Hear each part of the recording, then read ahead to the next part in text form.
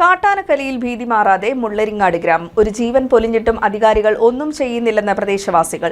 കാട്ടാന ആക്രമണത്തിൽ അമർ ഇലാഹി എന്ന യുവാവ് കൊല്ലപ്പെട്ട മുള്ളരിങ്ങാട് നിന്നും KCV ന്യൂസ് തയ്യാറാക്കിയ റിപ്പോർട്ട് കാണാം.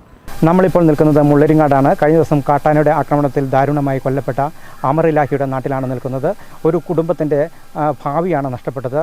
വനമേഖലയോട് ചേർന്നുള്ള ജനവാസ കേന്ദ്രങ്ങളിൽ കാട്ടാനകൾ മനുഷ്യജീവനുകൾ ചവിട്ടി അരയ്ക്കുമ്പോഴും അധികാരികൾ നോക്കുകുത്തികളായി തുടരുകയാണ്. കുട്ടമ്പുഴയിൽ കാട്ടാന ആക്രമണത്തിൽ എൽദോസ് എന്ന യുവാവ് കൊല്ലപ്പെട്ടതിന്റെ നടുക്കം വിട്ടുമാറും മുമ്പാണ് ഏറെ അകലെയല്ലാതെ എറണാകുളം, ഇടുക്കി ജില്ലകളുടെ അതിർത്തി പ്രദേശമായ മുള്ളരിങ്ങാട് അമർ ഇലാഹി എന്ന യുവാവിന്റെ ജീവനും പൊലിഞ്ഞത്. ജനവാസ മേഖലയിൽ ഈ വന്യജീവിയും ജനങ്ങളുമായിട്ടുള്ള സംഘർഷം ഒഴിവാക്കാൻ വേണ്ടി എന്ത് ശാശ്വത പരിഹാരം ഉണ്ടാക്കാൻ പറ്റും, ഇതല്ലേ നമുക്ക് വേണ്ടത്. പക്ഷെ അതിനുള്ളൊരു സോഴ്സ് നമ്മളോട് പറയണ്ടേ. അന്ന് നിങ്ങൾ ഇന്ന രീതി ചെയ്യണം, ഞങ്ങൾ ഇന്ന രീതി ചെയ്യാം. MP ഫണ്ടുണ്ട്, MLA ഫണ്ടുണ്ട്. പക്ഷേ ഈ ഫണ്ടൊക്കെ എവിടെ പോയി? ഒരു പരിഹാരവും കാണുന്നില്ല. ഇതിലാണ് നമുക്ക്, അതുകൊണ്ടാണല്ലോ ജനങ്ങൾ മുന്നോട്ട് ഇറങ്ങേണ്ട വന്നത്. അപ്പോൾ ഈ ജനങ്ങൾ ഈ നിയമം കയ്യിലെടുക്കുകയാണോ ചെയ്യേണ്ടത്? ജനങ്ങൾക്ക് നിയമം കയ്യിലെടുക്കാനുള്ള അവകാശം ഇല്ലല്ലോ. അത് കയ്യിലെടുക്കേണ്ടവരാരാ? നിയമത്തിന് അധികാരികളല്ലേ. ഈ അധികാരികൾക്ക് ഒന്നും ചെയ്യാൻ പറ്റില്ല. ഇവർ കൈയൊഴിയട്ടെ, ഞങ്ങളെ കൊണ്ട് ഒന്നും ചെയ്യാൻ കഴിയണില്ല, നിങ്ങൾ ജനങ്ങൾ തീരുമാനിക്കുക എന്ന് പറയാൻ ഈ അധികാരികൾക്ക് പറ്റുമെങ്കിൽ ഇവർ പറയട്ടെ. ഞങ്ങൾ ഈ ശമ്പളം മേടിക്കാൻ വേണ്ടി മാത്രം നിൽക്കണതാണ്, ഞങ്ങൾക്ക് അധികാരം മാത്രമേ ഉള്ളൂ, ഞങ്ങൾക്ക് ഈ അധികാരം ഇല്ല എന്നുവെച്ചാൽ നിയമം കയ്യിലെടുക്കുക. ഞായറാഴ്ച പകൽ 3:30 വീടിനടുത്തുള്ള തേക്കിൻകൂപ്പിൽ വെച്ചാണ് കാട്ടാന അമർ ഇലാഹിയുടെ ജീവനെടുത്തത്. മേയാൻ വിട്ട പശുവിനെ അന്വേഷിച്ചു പോയപ്പോഴാണ് ആനയുടെ മുന്നിൽപ്പെട്ടത്. ഒപ്പമുണ്ടായിരുന്ന സുഹൃത്ത് പരിക്കുകളോടെ രക്ഷപ്പെട്ടെങ്കിലും അമർ ഇലാഹിക്ക് രക്ഷപ്പെടാനായില്ല. നഷ്ടപ്പെട്ടത് കുടുംബത്തിനല്ലേ, വേറെ ആർക്കും നഷ്ടപ്പെട്ടിട്ടില്ലല്ലോ. എല്ലാവരും ഇന്നും നാളെ ആയിട്ട് അങ്ങോട്ട് പോകും. ആരോ അമ്മച്ചിക്കും വാപ്പച്ചിക്കും പിന്നെ ഒരു പങ്ങൾ വെച്ചുള്ളൂ, വേറെ ആരുമില്ല. അവർക്ക് ജീവിക്കാനൊന്നുമില്ല. ആ കാണുന്നപ്പോൾ ഒരു വീടിൻ്റെ അവസ്ഥ നിങ്ങൾ കണ്ടില്ല. വളരെ പരിതാപ, ഒരു കുഞ്ഞു വീടല്ലേ നിങ്ങൾക്കുള്ള. ആ വീടും ആ തള്ളയായിരുന്നു. അവൻ്റെ വീട്ടിലാണെങ്കിലും 5-10 മക്കളുള്ള വീട്ടിൽ അതിൻ്റെ വാപ്പതേ ഇരിക്കുന്നു, വയസ്സായ വാപ്പ ഇരിക്കുക. അപ്പോൾ ആ കൊച്ചിയിൽ നിന്നായിരുന്നു അവരുടെ പ്രതീക്ഷ. എല്ലാം പോയില്ലേ. അമറിന്റെ മരണത്തോടെ ഒരു കുടുംബത്തിന്റെ പ്രതീക്ഷകളാണ് തല്ലിക്കെടുത്തപ്പെട്ടത്. ബിരുദ പഠനത്തിന് ശേഷം നാട്ടിൽ ചെറിയ ജോലികൾ ചെയ്തു വരികയും തുടർ പഠനത്തിനുള്ള തയ്യാറെടുപ്പുകൾ നടത്തി വരികയുമായിരുന്നു അമർ. മരം വെട്ടുതൊഴിലാളിയായ ഇബ്രാഹിമിന്റെയും ജമീലയുടെയും രണ്ടാമത്തെ മകനാണ്.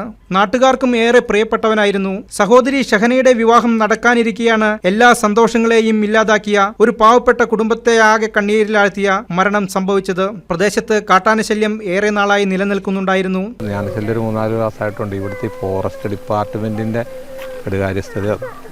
അവരിന്നിപ്പോൾ നിങ്ങൾ വന്നിട്ട് അവരെ കണ്ടോ? പോലീസുകാരല്ലേ ഉണ്ടുള്ളൂ, അവരില്ല അവിടെ. അവർ കളത്തിലേ ഇല്ല. അവരിങ്ങനെ നമ്മളിങ്ങനെ ഉപദ്രവിച്ചുകൊണ്ടിരിക്കും. ഈ കിഴക്കൂരൊരു കത്തോലിക്ക പള്ളിയുണ്ട് വെള്ളറിൽ, അവിടെ 10-400 കുടുംബം ഉണ്ടായിരുന്നതാണ്. അവിടെ ഇപ്പോൾ ഒരു 60 കുടുംബമുള്ളൂ. അതായത് 340 കുടുംബം ആ ഇടവകയിൽ നിന്ന് പോയി.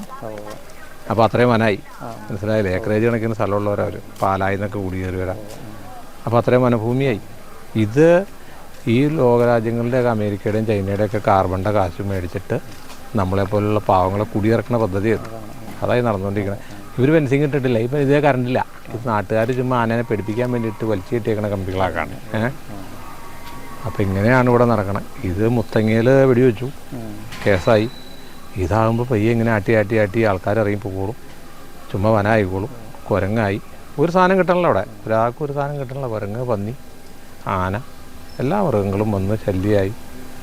ഫോറസ്റ്റുകാരൊരു കാര്യം ശ്രദ്ധിക്കണമില്ല. ആവശ്യമായ നടപടികൾ സ്വീകരിക്കണമെന്ന് അധികാരികളോട് പ്രദേശവാസികൾ നിരന്തരം ആവശ്യപ്പെട്ടിരുന്നു. അധികൃതരുടെ കുറ്റകരമായ അനാസ്ഥയാണ് ഒടുവിൽ ഒരു മനുഷ്യജീവൻ നഷ്ടപ്പെടാൻ കാരണമായിരിക്കുന്നത്. അധികാരികളുടെ ഭാഗത്തുനിന്നും അനക്കമില്ലെന്ന് കണ്ട് നാട്ടുകാർ സ്വന്തം നിലയ്ക്ക് പ്രദേശത്ത് ഫെൻസിംഗ് സ്ഥാപിക്കാനുള്ള ശ്രമങ്ങൾ നടത്തിയിരുന്നു. അതിനിടെയാണ് അമറിന്റെ മരണം നാടിനെയാകെ ഉലച്ചു കളഞ്ഞത്. ജനങ്ങളുടെ പ്രതിഷേധം കണക്കിലെടുത്ത് പ്രദേശത്ത് വൻ പോലീസ് സന്നാഹത്തെ വിന്യസിച്ചിട്ടുണ്ടെങ്കിലും ഏതു നിമിഷവും ജനരോഷം ആളിപ്പടർന്നേക്കാം.